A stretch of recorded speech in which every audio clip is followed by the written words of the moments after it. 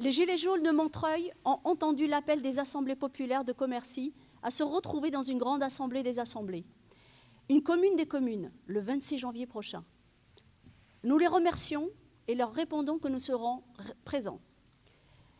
À Montreuil aussi, nous avons enfilé les gilets jaunes et nous nous sommes installés dans les jours en face du rond-point de Croix-de-Chavaux, comme partout en France. Ça nous a permis de nous rencontrer autour d'une soupe, de débattre autour d'un brasero, de tisser des solidarités, malgré les horizons différents, et de parvenir à sortir de l'isolement.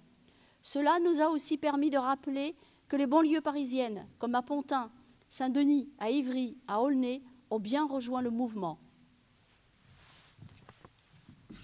Le gilet jaune est le symbole d'une révolte. Il est bien trop tôt pour rentrer chez soi, il n'est pas trop tard pour en sortir. Nous sommes révoltés à cause de l'humiliation et du mépris, l'extrême richesse de certains, la soif de pouvoir des politiciens, le saccage de la planète par les plus riches et les violences de l'État sont allées trop loin.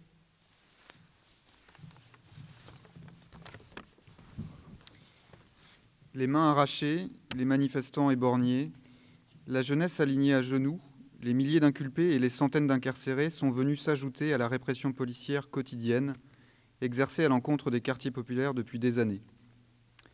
Nous n'oublions aucune victime du maintien de l'ordre et nous affirmons notre solidarité aujourd'hui comme demain. On essaie comme toujours de séparer les bons gilets jaunes et les casseurs. 300 personnes qui s'affrontent avec la police pour défendre un rond-point, c'est de l'autodéfense populaire. Et 3000 personnes qui attaquent les banques ou les ministères, c'est le soulèvement d'un peuple en colère. Pour obtenir ce que nous désirons, ne tombons pas dans le piège des médias et du pouvoir en définissant les limites de notre mouvement.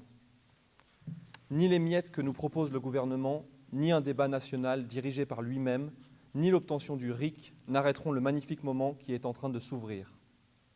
Certains doutent et ont peur de l'incertitude de l'après.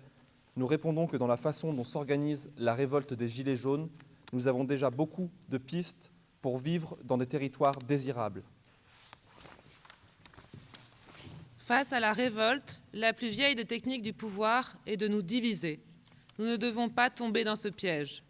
Plutôt que le chacun pour soi, l'individualisme et la soif d'argent qui permettent le maintien de ce pouvoir, c'est la solidarité et le partage que nous avons à développer. Nous avons vu qu'ensemble, nous sommes bien plus forts. Nous savons bien que ceux qui privent les habitants de ce pays d'une vie digne ne sont ni les immigrés, ni les exilés, mais bien l'insolente richesse de certains, un système injuste.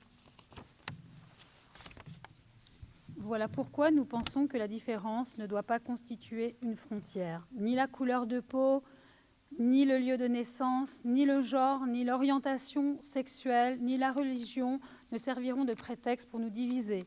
Nous devons être unis dans nos différences si nous voulons bâtir un monde plus juste et plus beau. En Irak, Tunisie, Belgique, Kurdistan, Syrie, Japon, Hongrie, Espagne, Burkina Faso, Égypte, Angleterre, Maroc, Italie et bien d'autres endroits, des gens mettent des gilets jaunes pour montrer leur colère. Notre révolte n'a pas de frontières. Nous ne laisserons plus personne, qu'il soit président, maire ou représentant, décider à notre place de nos conditions d'existence.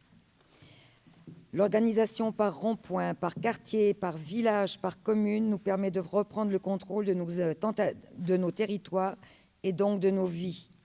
C'est cela qu'il nous faut continuer et viser si nous voulons que les choses changent vraiment. À Montreuil, nous lançons un club Gilets jaunes à l'image de ce qui se faisait durant la Révolution française, où l'on se rencontrait dans des clubs d'éducation populaire. Car se réapproprier le savoir permet de nous rendre moins manipulables et de faire émerger une intelligence collective au service d'actions concrètes pour améliorer notre quotidien. Nous appelons à la multiplication de ce genre de clubs sur tous les territoires.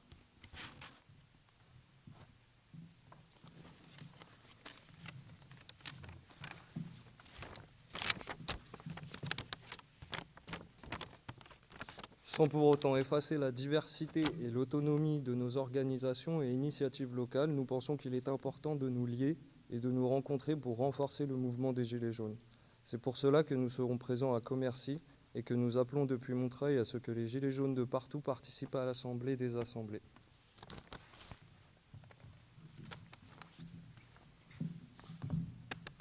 c'est le début d'une révolution qui veut construire une société plus digne et plus juste pour nous et nos enfants. Nous ne nous arrêterons pas même si cela doit prendre 100 ans, pour que le peuple décide lui-même comment il doit vivre. Entendez cet appel, continuons le début, prenons le chemin de la révolution.